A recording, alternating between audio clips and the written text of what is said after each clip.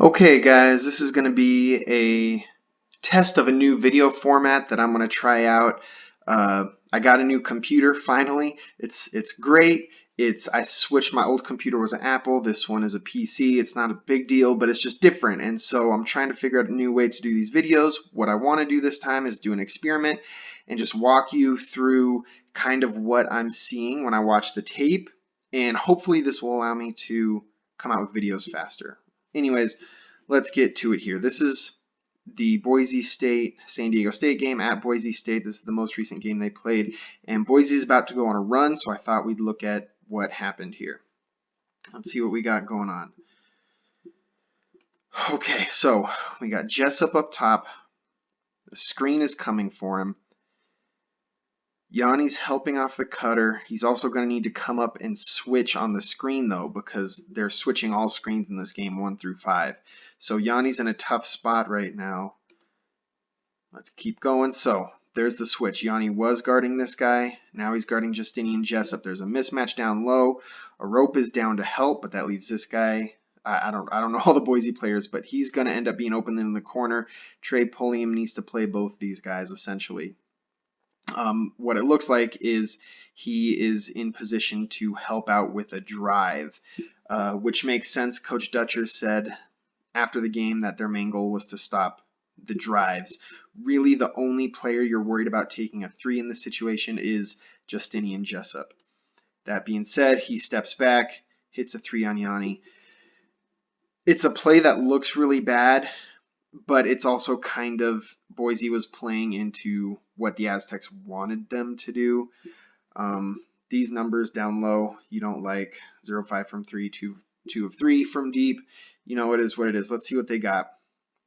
This looks like a rope is setting this is called a down screen for Seiko. So Seiko's gonna come up and run either up here. Seiko will actually probably end up running across the top of the key. Let's see where it happens. Yeah, there he goes. He's running across the top. Now this is called a flare screen. This is classic mover blocker action.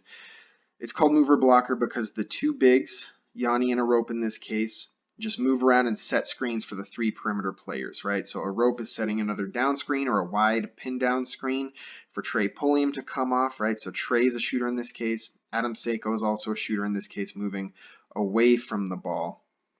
And then Yanni's here. Now what's going to happen is Yanni, I'm assuming, I haven't rewatched this yet, I'm watching this live again, but Yanni is going to end up coming and setting a screen for Malachi here is what I'm guessing. That's normally what happens. Yep, there it is. Malachi comes off. Now, didn't get a lot of separation on the screen. You know, Boise dropped their big man. I'm not in love with this spacing, but the reason this is okay, no, this is actually good.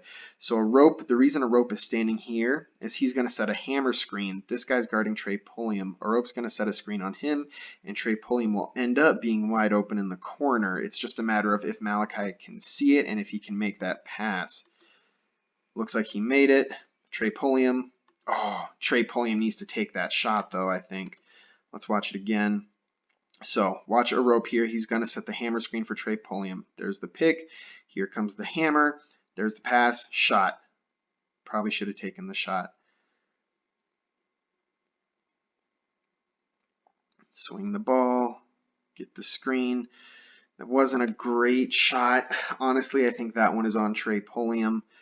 A rope comes here, sets the screen. Malachi, there isn't much more you can do. There was 5 seconds left, but Boise played that pretty well, and in combination with Trey not pulling the trigger on that one, wasn't great. Now, this is where it gets tricky, so let's stop here. Boise's running. That's what they like to do. That was a little bit of a hezzy, but it looks like he's about to lose his feet there, this Boise player. What we need to watch out for, this is what I've been harping on for a long time, is boxing out. So that's Justinian Jessup going for that step back again. Seiko gets in his face. Probably didn't affect it too much, honestly. Now, rope doesn't look like he's in terrible box out position. It could be better. Let's back it up one more time, and I'm just going to watch a rope this time. So here he is. He's up top. Here he is. There's the shot. Yeah, he didn't box out really at all. He kind of just he went for the rebound, which a lot of people say is better than boxing out. I'm kind of more of a fundamentalist. I think he should have boxed him out. This guy, I think his name is Mooch, ends up getting the ball, kick out, 3. That's a bucket. So now that's a 6-0 run for Boise State, in large part because of, well, I guess 50% of it came after an offensive rebound. Now let's look at the offense again. Now, this, I remember actually seeing this live. I really like this. You're running Malachi off of 3 different screens. He should end up probably somewhere up in this area. And in theory, if everything goes right, his guy is going to hit all these screens and get slowed down, and Malachi will get a wide open 3-point shot. Now, this guy's able to just kind of weave his way through the traffic, and it blows up the play. Malachi Flynn has to come way out. Let's see where they're at now. So now, he can probably lob a pass over to this is Seiko, I'm still pretty sure. Arope looks like he's wide open. I'm not convinced that he is, just because Mooch is standing there and he's a big dude. Malachi, that's a smart play. Honestly, he could have tried to get it to Seiko, but I like actually just getting it to Trey. Now well, let's just let it run.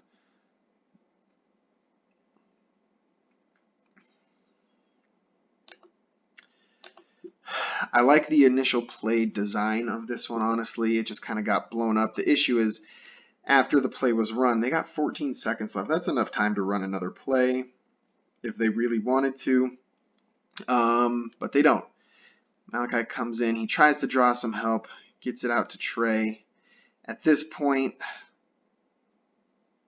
11 seconds left. It's getting tough to run a play, but probably still enough time for, at the very least, Yanni to come up and set a screen, but they don't. They just kind of spread out. It looks like what Yanni's doing here, he might just be, setting up, but it looks like to me what he's doing is reading opposite. What that means is whatever side of the floor the ball is on, he's going to go on the opposite side, with the thought being if Trey Pulliam gets by his man, Yanni's man will have to step up to help, which will leave Yanni Wetzel wide open for either a dump off or an alley-oop or something like that. Yanni might just be standing there. Sometimes you see these things and it's not what it is, but that's what it looks like to me. Trey Pulliam can't get by his guy, though. Takes a pull-up, misses. Not looking great. Let's see what Boise has going on here. So they're running a lot of screens.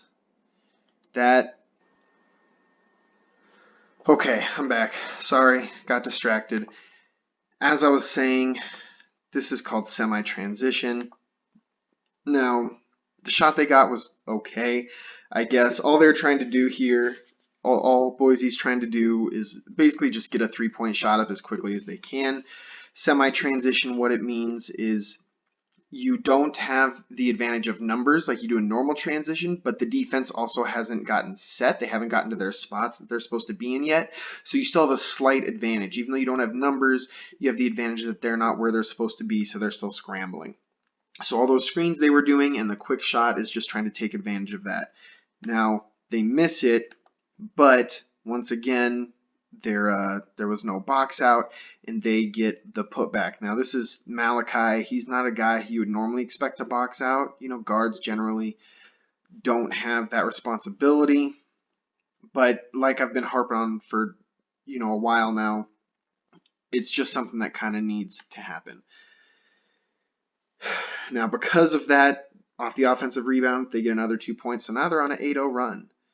Just like that. I was thinking Dutcher should maybe call a timeout, but as this was happening, oh, nope, he does call timeout here. Cool. So there's that. I think it's a good call. I remember live thinking they should call a timeout so that they can talk about this rebounding, because that was 2 in a row that they got points off of an offensive rebound. Here we go. Skipping through the commercials. There's no way to cut them out. Or I guess I could, but this is faster. So let's see what we got here. Now, let's back this up. They're setting up the dribble handoff. So this is called a Chicago screen. It's a down screen followed by a dribble handoff. It's very similar to anytime you see a handoff, think of it as just another screen, right? But it's also a screen where the ball changes hands. And because of that, it just gives other options, right? If the defense plays it a certain way, and if the players have the freedom, then they can read what the defense does, and it gives them more options than a typical screen might. But so this is Chicago action. The Aztecs have been running this for years. It's actually very common throughout all of basketball. Now they're trying to get it into the post. Doesn't work out, but KJ, oh no, doesn't finish here. Let's see. Well, oops, pressed it twice. My bad. That's okay. We'll get to see the Chicago action again. So once again, down screen, handoff. What they're trying to do is get it into the post, like I said. Ooh, just noticed. Also, Matt Mitchell is wide open down here. He was calling for the ball a minute ago. If I could rewind it 2 seconds, I would to show you.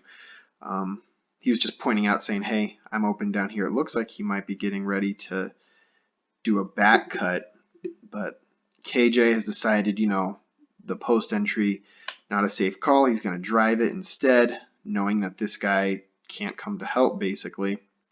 Now, here, I really would have liked to have seen KJ kick it out. KJ isn't the best finisher at the rim.